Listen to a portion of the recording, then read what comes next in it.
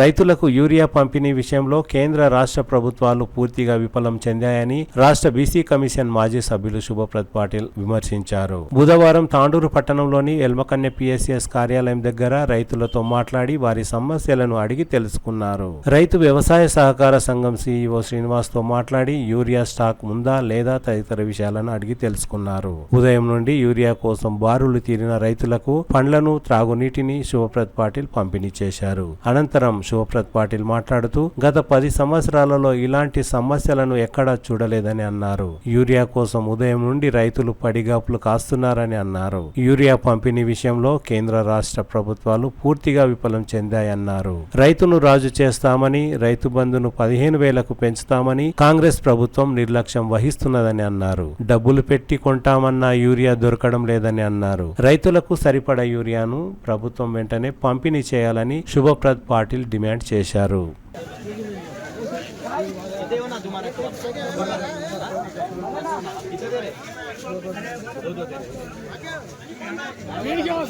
వాళ్ళ ఇంటికే పంపుతున్నారు, రైతులు ఆరోపిస్తున్నారు. ఎందుకంటే ఇప్పుడు ఆడనేమో వ్యవసాయాధికారి గత సంవత్సరంలో 24,440 మెట్రిక్ టన్నులు పంచినము. ఈసారి 21,100 చిల్లర పంచడం ఆల్రెడీ అని చెప్తున్నారు. వాళ్ళు పంచితే ఇంతమంది రైతులు ఎందుకు వస్తారు? పనిలేదా?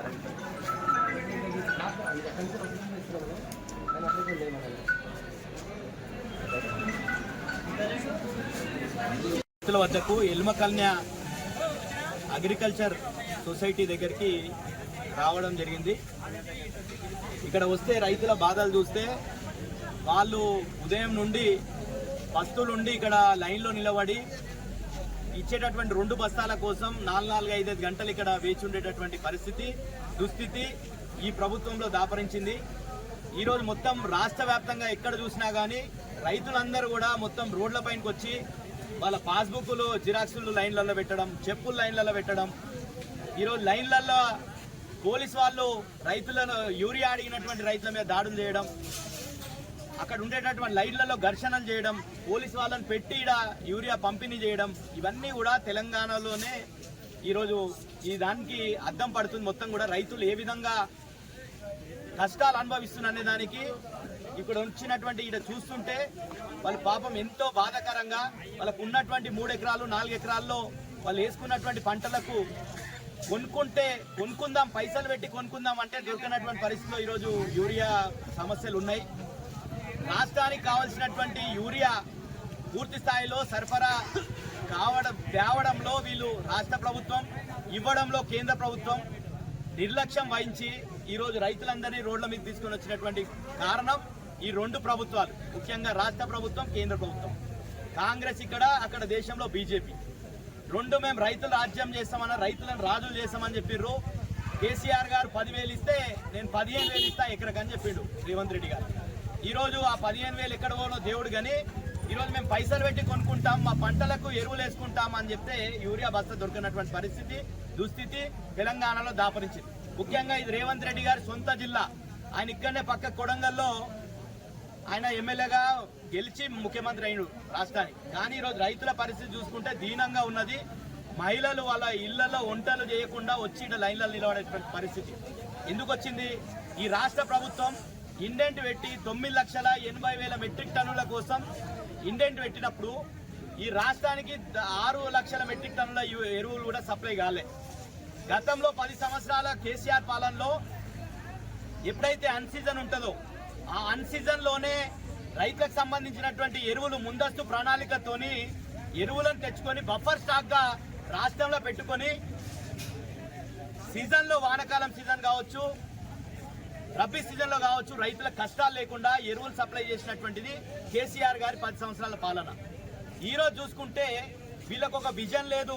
వీళ్ళకల్లా ఉన్నదల్లా 7 కమిషన్లు తీసుకోవాలి. ఈ రైతుల దగ్గర ఏమైనా కమిషన్ వచ్చేది ఉంటే డెఫినెట్గా వీళ్ళకు కూడా ఎరువులు సప్లై చేస్తుంది. కానీ ఇక్కడ కమిషన్లు ఇచ్చే పరిస్థితి లేదు కాబట్టి రైతులని మొత్తం కూడా రోడ్ల పాలు చేసినటువంటి పరిస్థితి తెలంగాణలో దాపరించింది. ముఖ్యమంత్రి రేవంత్ రెడ్డి గారు పూర్తిగా విఫలమైండు. ఒక విధంగా ఆయన ఏం చెప్తాడంటే, ఒక సందర్భంలో అసలు రైతులు ఎవరు చేస్తలేరు, సినిమా టికెట్ల కోసం వెయిట్ చేసినట్టు మీరు సినిమాల కోసం వెయిట్ చేస్తారా? సినిమాల చూడడానికి లైన్లలో నిలబడతారా? వీళ్ళ రైతులని సినిమా చూసేటటువంటి వాళ్ళతోని కంపేర్ చేస్తున్నాడు రేవంత్ రెడ్డి గారు. ఈరోజు సినిమా అనేది విలాసం కోసం చూస్తారు, వినోదం కోసం చూస్తారు, కానీ ఇది పొట్ట తెరువు కోసం, ఒకరి పొట్ట నింపడం కోసం. ఈరోజు మనమంతా మన నోట్లకు 5 ఏళ్ళు పోతున్నాయంటే ఈ రైతులందరూ కూడా పంటలు పండిస్తే మన నోట్లకు 5 ఏళ్ళు పోతున్నాయి. రేవంత్ రెడ్డి గారు అది మర్చిపోయి సినిమా టికెట్ల కోసం నిలబడ్డట్టు రైతులు ఎరువుల కోసం నిలబడుతున్నారు. మొదటోళ్లకు చివరోళ్లకు సేమ్ టైంలో దొరకదు కాబట్టి రోడ్ల మీద తిరుగుతున్నారు రైతులు. అది చూసి మిగతా పక్షాలంతా కూడా ధర్నాలు చేస్తున్నాయి అని చెప్పి ఇంకా కూడా ఇక్కడ ఉన్నటువంటి లోటుపాట్లను గుర్తించకుండా రేవంత్ రెడ్డి గారు మాట్లాడుతున్నారు. రేవంత్ రెడ్డి గారు మేము ప్రశ్నిస్తున్నాం, నీకు ఎరువులు తెలంగాణ రాష్ట్రానికి ఈ వర్షాకాలానికి ఎన్ని ఎరువులు కావాలి, ఎన్ని మెట్రిక్ టన్నుల ఎరువులు కావాలి, ఎన్ని మెట్రిక్ టన్నుల ఎరువులు వచ్చినాయి? దీనికి కారణం మీ ప్రభుత్వం నిర్లక్ష్యం ఉంది, కేంద్ర ప్రభుత్వ నిర్లక్ష్యం ఉంది. దీన్ని ఒప్పుకోవాల్సినటువంటి అవసరం ఉన్నది. రైతులు ఇక్కడ పని లేక ఇక్కడ వచ్చి తిరుగుతున్నారా? ఈరోజు రైతులు వ్యవసాయ క్షేత్రంలో వ్యవసాయంలో వాళ్ళ పంట పొలాల్లో పనులు చేసుకునేది విడిచిపెట్టి గంటల తరబడి ఇక్కడ రోడ్ల మీద తిరగాల్సినటువంటి అవసరం ఎందుకు వచ్చింది? కాబట్టి ఇప్పటికన్నా ఈ సీజన్ మొత్తం కూడా రైతులను రోడ్ పాటు చేసినావు. వచ్చే సీజన్లోనన్నా మీరు ఒక ప్రణాళికతోని కేసీఆర్ గారి డైరెక్షన్ లో, గతంలో కేసీఆర్ గారు ఎంత మంచి ఎరువులు అందించిండో అది చూసుకొని నేర్చుకొని మీరు అదే విధంగా ఎరువులు సప్లై చేయాలని చెప్పేసి డిమాండ్ చేస్తున్నాం. మీరు రైతులకు ఆల్రెడీ అకాల వర్షాలతోని చాలా మంది నష్టపోయారు. ఇప్పటి వరకు ఆ లెక్కలు లేవు, నష్టపరిహారం లేదు. కానీ చాలా మాట్లాడుతుండ్రు రేవంత్ రెడ్డి గారు. రైతులకు రాజులు చేస్తా అన్నాడు, ఎక్కడ చేసిడు?